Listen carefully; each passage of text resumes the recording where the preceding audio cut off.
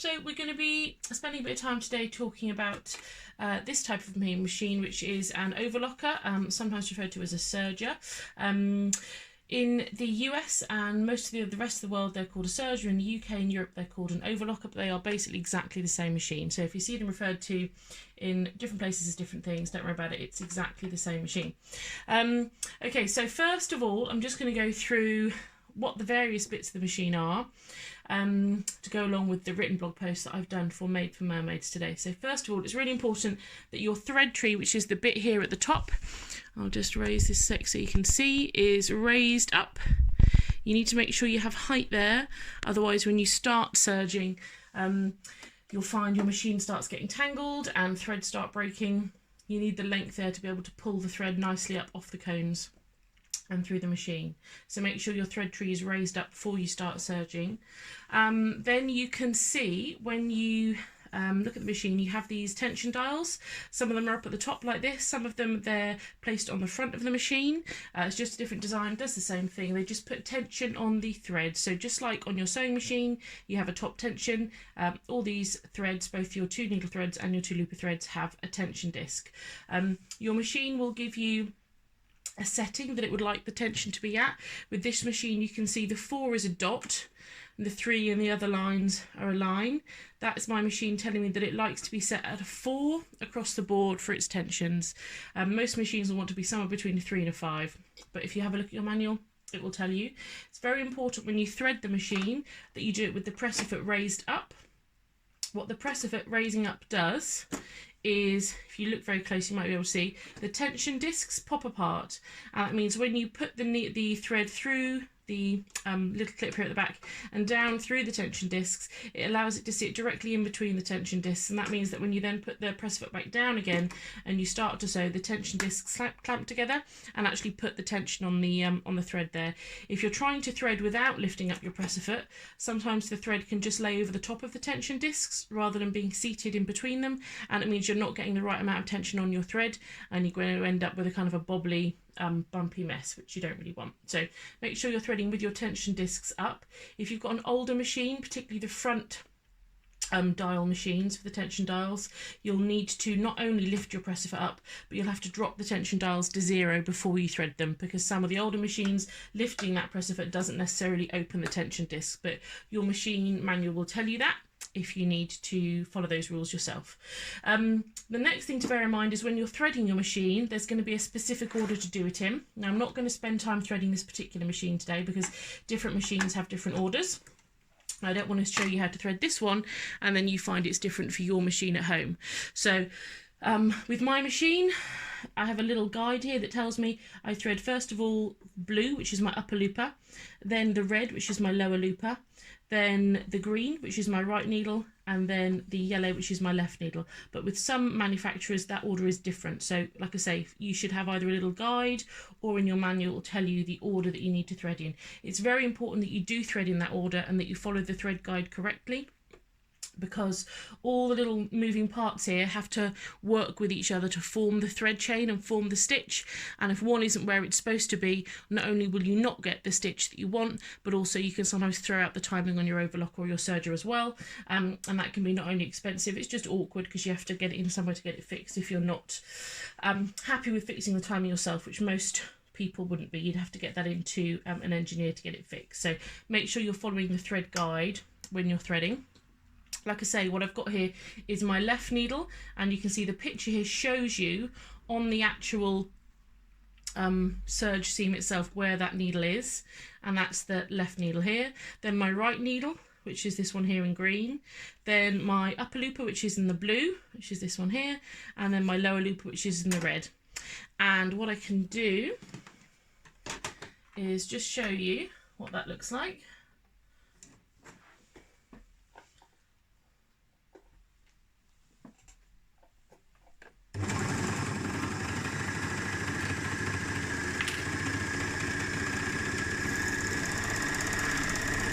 So when you're finishing your serge seam, it's important to leave a nice long tail. It's also important not to pull your threads over to the left here, because that can sometimes bend pins that are used for forming the chain. So when you're finishing off, you draw gently the threads back towards the back of the machine, not to the left, and then you trim, leaving a good tail at the end and a good tail to start with when you're next sewing your next serge seam.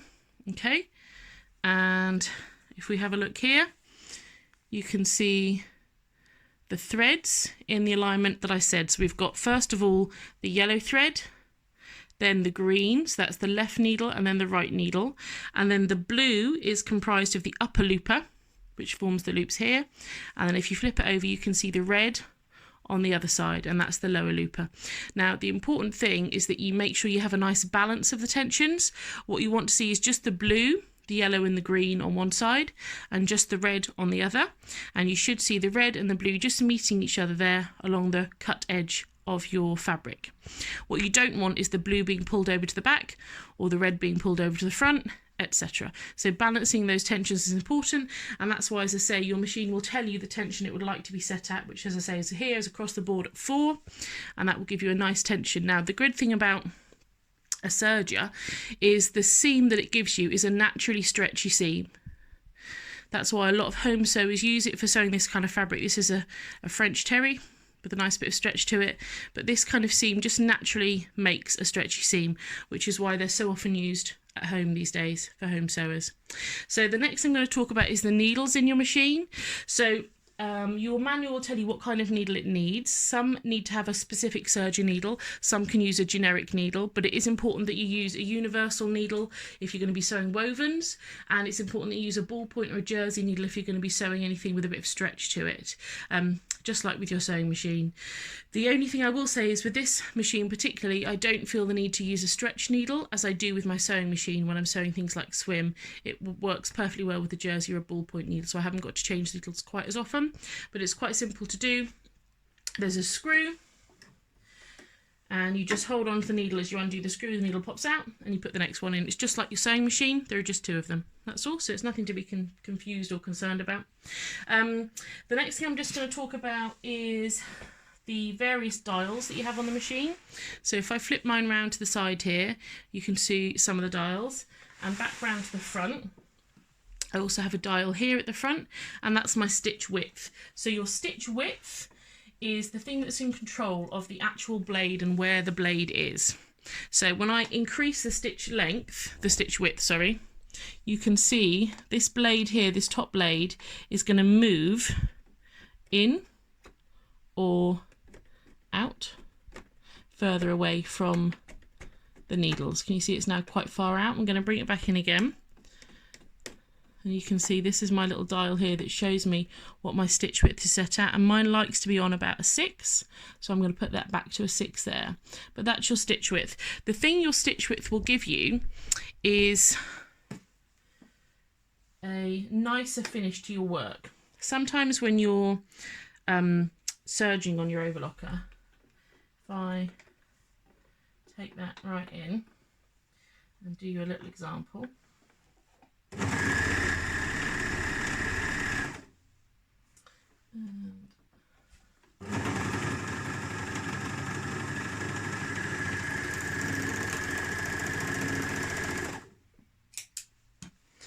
Can you see how I've got some woolliness here?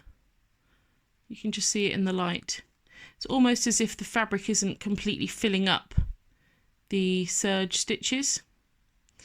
And what the tempting thing to do is, at this point, is to fiddle with the tension and try and increase the tension on your loopers to pull them in more. You don't want to do that. Your tension is balanced perfectly with your machine. What you need to adjust is your stitch width. So what I'm going to do is bring that from a 5 back up to a 6 and just slightly increase my stitch length again. And then when I do this again,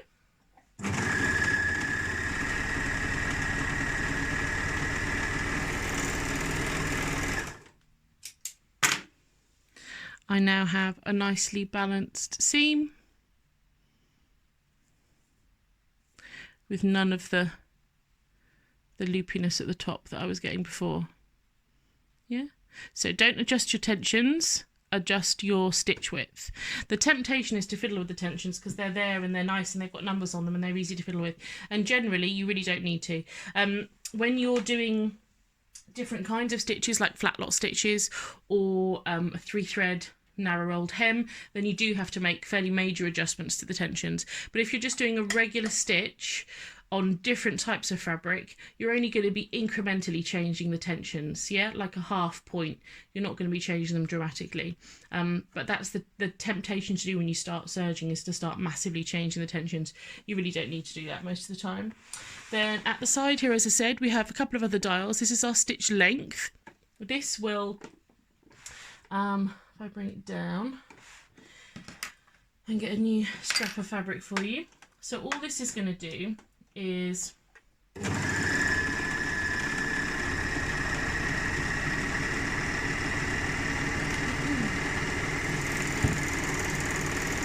so this is just in charge of the distance between the penetrations of the needle. You can see these stitches are packed much more densely together. And then if I increase that stitch length back up again, and if I sew down the other side,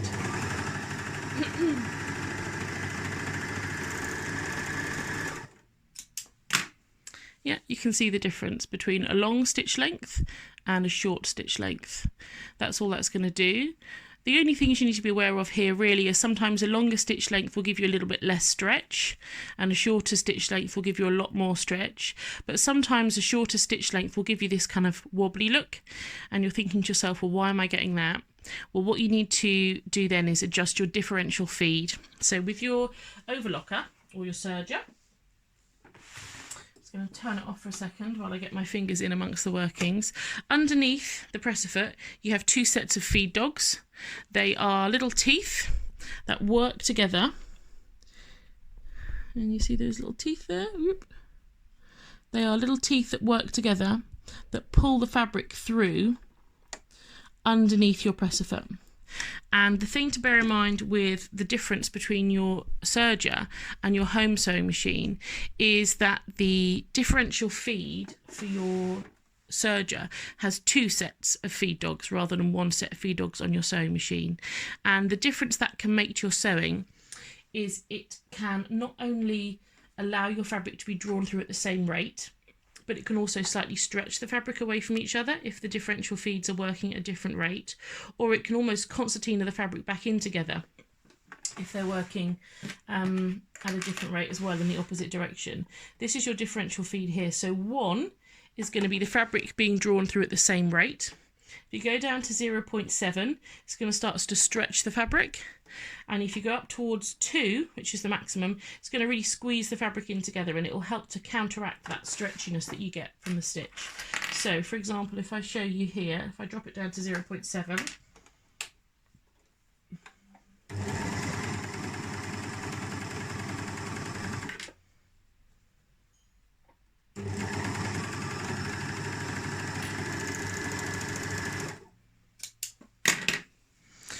here you can see we're getting a wobbly, lettucey effect because it's stretched the fabric as it's sewing it. The only adjustment I'm going to do now is I'm going to increase that differential feed.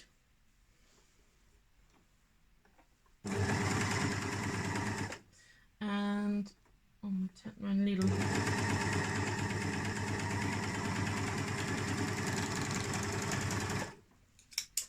Still a little bit high, and then you can see if you just increase the differential feed how much less of a wobbly lettucey look you get just by increasing the differential feed. Yeah, so that's what that's used for, and that's the great thing about the overlocker and the serger is that it gives you that differential feed, the 2 sets of feed dogs that work together that form the stitch. The only other thing that I want to talk to you about today in terms of the actual machine itself is the blade. So you have 2 blades here. You have your top blade, and inside the machine you also have a bottom blade. Now the top blade is just going to run up and down against the bottom blade. The bottom blade is that bit just there, and that's what cuts the fabric off as you sew. It's really important to be careful with that because obviously it is very sharp and it's very easy to cut yourself or just to cut off too much of your fabric as you're sewing, which you don't want to be doing either. So be careful of your blade. If the blade starts to get blunt, you can change it, and that's something you can do at home. It's just a screw to set the new blade in place, so it's not too difficult at all. So lastly, I'm just going to talk about finishing off your work. So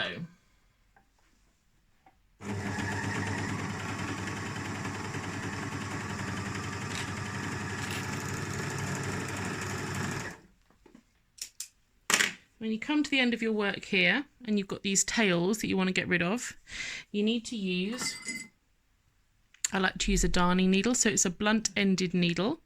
I put it in front of here, hopefully you can see it, with a large eye, and all you do is thread the tails through the eye of the needle, and then you can use the needle to push in between the top and bottom threads out through the top, and then you can pull that thread tail all the way inside and then snip off the excess. Oh. And that is how you finish your serge seam. Yeah, there we go. So hopefully that's given you an idea as to how to use your serger effectively. It's a good idea just to have a play around with the stitch length and the stitch width and the differential feed, and see the different kind of effect it can give you for your oh, need to bring my stitch width back in a bit, it's a bit too tight, for your garment, and hopefully it'll become a good kind of tool to have in your arsenal at home, and you'll soon get used to using it. It can be a bit daunting at first because of all these blades and needles and all the threads, but actually once you get used to it, it's a super quick and efficient thing to have in your sewing room that really helps you with your sewing and gives you a better result. There we go. Thanks very much. I hope you enjoyed it, and I'll see you soon. Bye.